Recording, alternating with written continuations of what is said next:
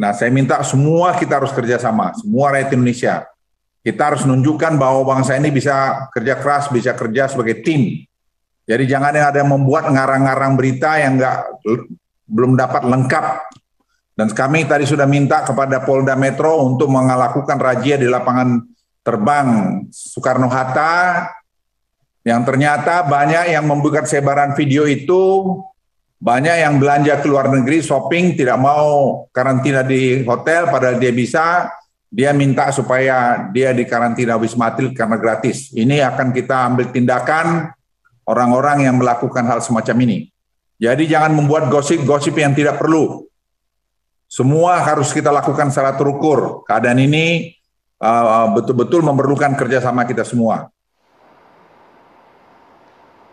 Oke, itu tadi pernyataan dari Menko Marifest Luhut Binsar Panjaitan. Saya ingin bertanya dulu nih ke Bung Haris Azhar. Kalau saya sih tadi mendengar pernyataan Pak Luhut, ada sepakatnya juga. Kalau yang mampu jalan-jalan ke luar negeri, shopping-shopping, ya harusnya di karantina juga harus bisa bayar gitu ya. Tapi kalau untuk yang tidak mampu harusnya kan gratis. Tapi terlepas dari itu, bagaimana Anda melihat penanganan karantina yang ada saat Gini, penanganan karantina tadi dijelaskan oleh siapa? Bung Heri ya. Ya.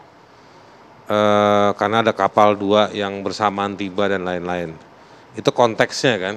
Nah, ada konteks lainnya juga perlu dijelaskan. Satu, bahwa sebetulnya psikologi masyarakat hari ini kan gampang ya.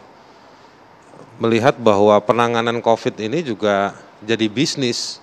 Oke. Dia jadi bisnis, dan juga praktek bisnis itu juga dikerjakan oleh mereka-mereka yang duduk sebagai pejabat atau pengambil kebijakan, dan khusus juga soal dikasih tugas soal penanganan COVID. Ini membekas di pikiran masyarakat, gitu. Jadi ada semacam ketidakpercayaan masyarakat atau keraguan-raguan untuk mengikuti. Tadi waktu break kita diskusi soal sosialisasi, Anggi tanya. Ya bisa diperdebatkan cukup atau tidak sosialisasi, tapi hari begini kita 3 jam menjelang berangkat pesawat aja dapat informasi dari maskapai. Ya. Jadi menurut saya sosialisasi itu nggak bisa dipakai sebagai alasan untuk kegagapan. Oke.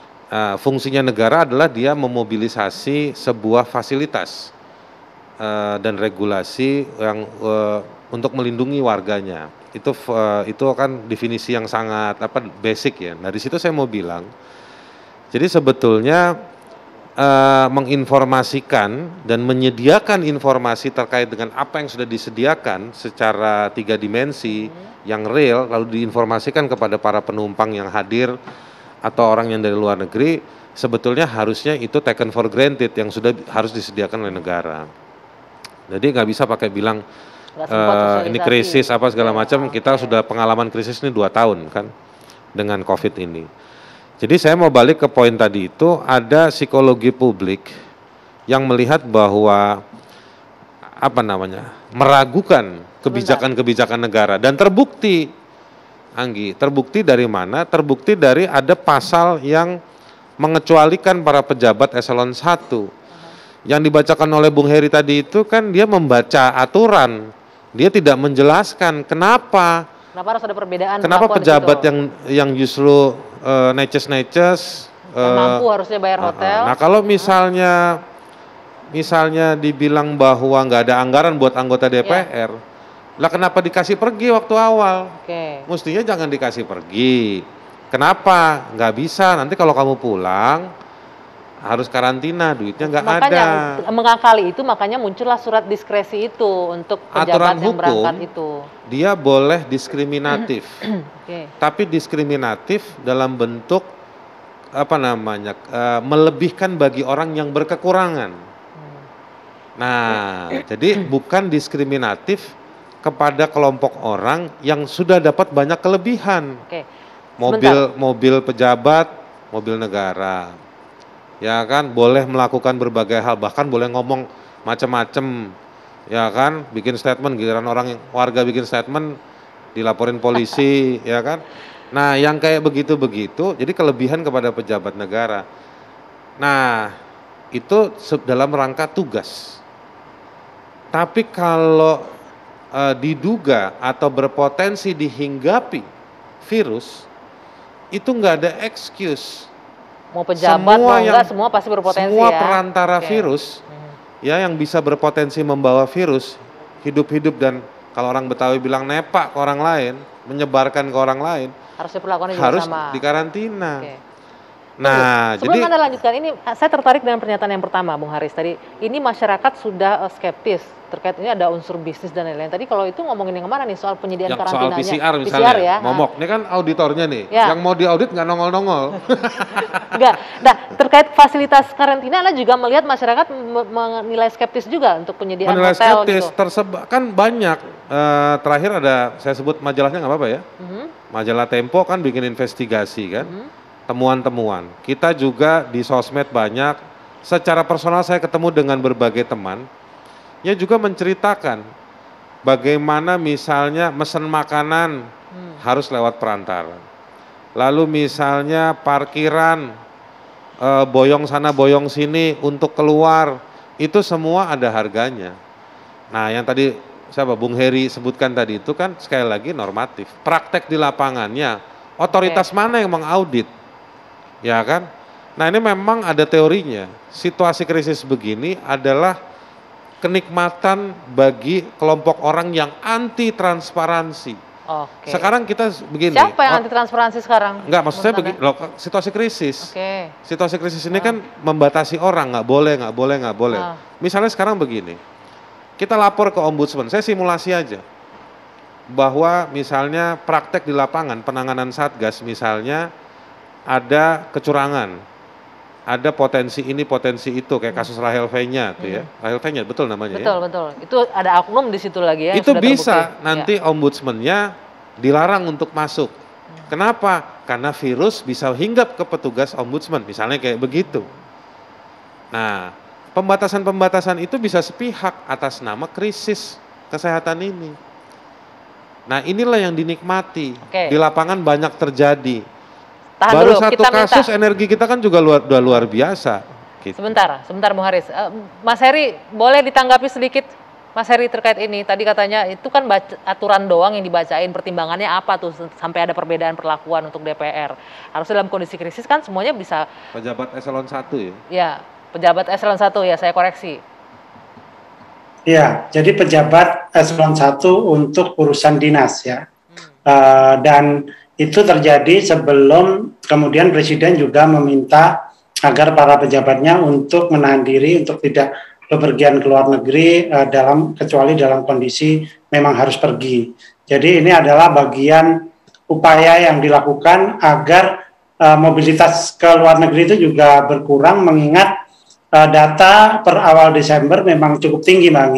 Ada 16.000 lebih orang sudah keluar negeri dan mungkin akan minggu-minggu depan akan kembali, dan kita harus mempersiapkan banyak hal termasuk karantina terpusat gitu, juga di hotel kayak gitu. Itu yang terjadi. Nah, bagaimana konteks dari regulasi-regulasi itu lahir, itu yang kemudian memang harus kita bedah satu persatu dalam situasinya masing-masing. Nah, perkembangan Omikron ini begitu cepat waktu itu ketika banyak negara mengalami penularan dan kemudian ada regulasi sempat terbit beberapa hari kemudian direvisi. Nah, ini yang nomor 25 ini bahkan beberapa hari ke depan juga akan ada revisinya karena akan menambahkan sejumlah klausul yang dari perbaikan dari sebelum-sebelumnya. Tetapi saya belum bisa katakan sekarang, tetapi rasanya salah satunya adalah menambah beberapa negara tempat terjadinya transmisi lokal misalnya kayak gitu. Jadi itu semuanya dilakukan. Karantina, Mas Heri? Masa karantina tetap 10 hari, bahkan Pak Luhut kemarin mengumumkan habis ratas ada opsi untuk menambahnya menjadi 14 hari jika memang itu diperlukan dari sisi epidemiologi dan memang kemudian memastikan bahwa kemungkinan transmisi tadi bisa dicegah atau ditekan sekecil mungkin. Oke, baik. Saya ingin ke Mas Abraham dulu. Mas Abraham, tadi Bung Haris mengatakan ini harus transparan semuanya. Pemerintah juga nggak boleh berlindung di balik kata-kata, wah ini kan darurat krisis, untuk sosialisasi nggak boleh excuse di sana. Bagaimana? Ya, menurut saya pemerintah sudah sangat transparan ya. Pertama kali alasannya kenapa sih pemerintah melakukan pengetatan. Jadi alasannya sudah jelas. Tidak ada aspek soal bisnis lah atau hotel kosong lah, itu sama sekali nggak ada. Masyarakat bisa cek pertama kali Omikron diidentifikasi itu tanggal berapa? Tanggal 3 November. Lalu kapan WHO menetapkan itu sebagai varian of concern? 26 November. Di situ para epidemiolog, para ilmuwan melihat pada data-data yang ada, rekomendasinya adalah memperpanjang lama karantina. Jadi sekali lagi, dan itu baru dilakukan tanggal 28 November. Jadi waktunya itu seperti itu timelinenya. Jadi bukan karena alasan spekulasi untuk mencari-cari keuntungan, itu sama sekali nggak ada. Dasarnya adalah sains, dasarnya adalah epidemiologi. Dan masyarakat bisa melihat epidemiologi itu dengan lewat internet, itu bisa. Lalu berikutnya mungkin yang saya ingin komentari terkait judul. Sebenarnya siapa yang mengatakan ini ada pengkastaan? Nggak ada. Kalau menurut KBBI itu kan pengkastaan itu adalah membedakan derajat manusia yang ada di dalam masyarakat. Di judul kita menggunakan tanda kutip. Ya pakai tanda kutip, kasta. tapi kan jangan menggiring atau framing kasta. Nggak ada semacam itu. Sebentar, Karena kami tidak menggiring atau framing, tapi faktanya adalah memang ada anggota keluarga dari anggota dewan yang tidak ikut karantina terpusat baik di hotel ataupun di Wisma Atlet, tapi maju dan berkeliaran kalau keluar. Lihat gitu. aturan atau kasus itu juga jangan hanya satu. Coba lihat secara keseluruhan. Peraturan terkait karantina itu juga membedakan antara PMI dan juga mahasiswa itu dibedakan dengan masyarakat. Apakah itu pengkastaan? Dikastakan PMI ada kasta tertentu, lalu mahasiswa ada kasta tertentu. Tidak seperti itu.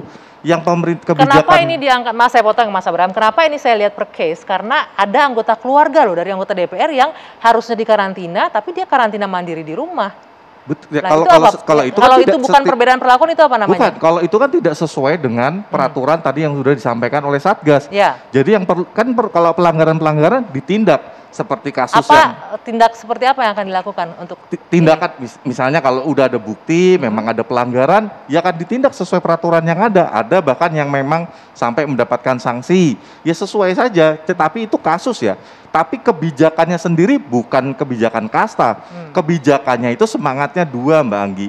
Pertama, memang untuk menjaga COVID itu tetap terkendali. Bisa kita lihat sekarang kasus COVID itu tinggal 200 sehari. Kita ingin mengharapkan kondisi seperti itu.